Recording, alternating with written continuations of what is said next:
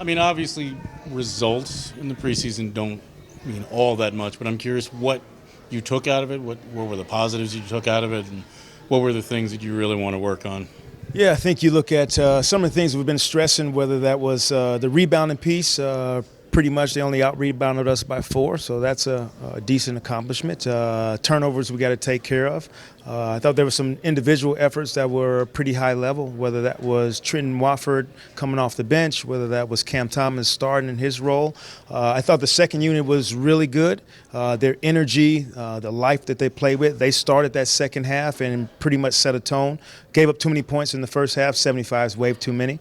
And so impressive by that second group to play really how we want to, fast and extremely hard. And what were your impressions of Ben? This was his first, I think, since February 15th. Yeah. So overall 14 minutes, kind of guideline we wanted to keep him in.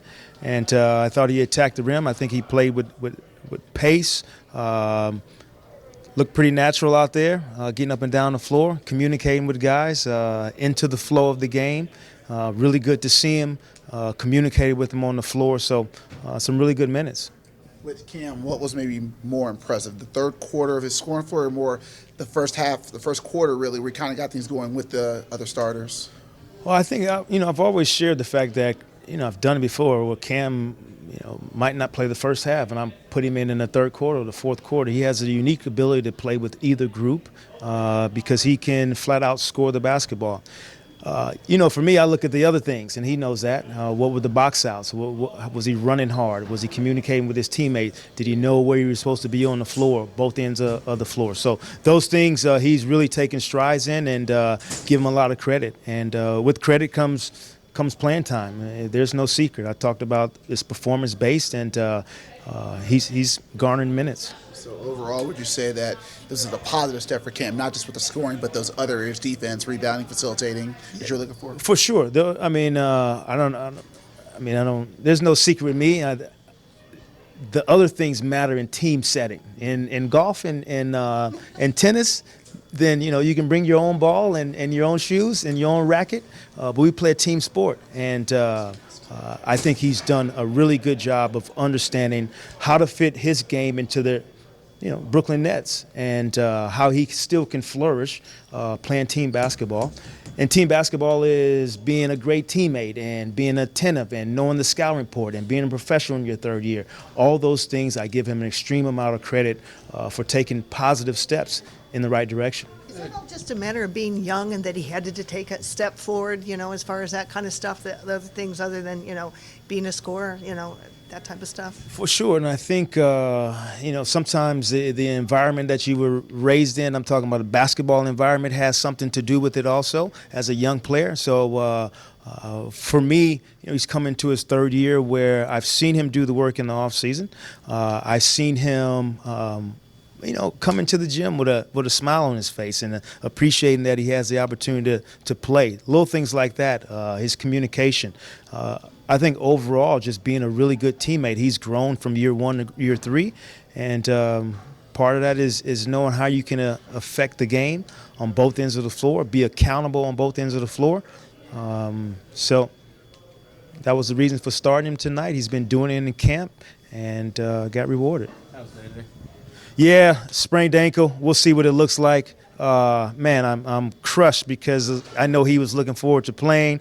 I was looking forward to seeing him. He gets in there, very first possession, goes and tries to get offensive rebound, then turns the ankle trying to box out. So at least he was doing the right things, Brian. So he'll be okay. I feel for him that he wasn't able to play, but we'll see what happens. In Ben's case, the back is only part of the deal. But, how encouraging is it to see him look confident out there?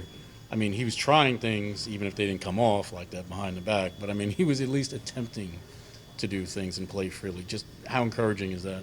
Very encouraging. I think if you look in the past at some of the things he's been able to do, and some of that, the behind the back, that's part of his game. I understand that, and the pace that he plays with, and unscripted, and having a flair and a flow to his game. Those things we want him to get back to doing. Whereas instinctive basketball, I think you saw some of that tonight, and definitely a positive direction for him. And just in terms of McHale, I mean, he's obviously a slasher that thrives with space.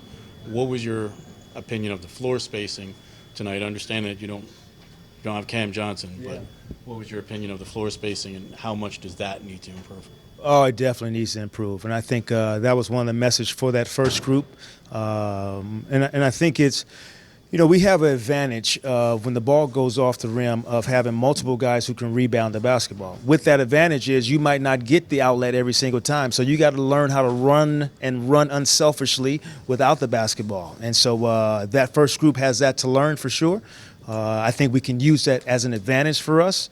But the spacing starts as you flow into half court, and then you got to be committed to giving your teammate space when you don't have the ball.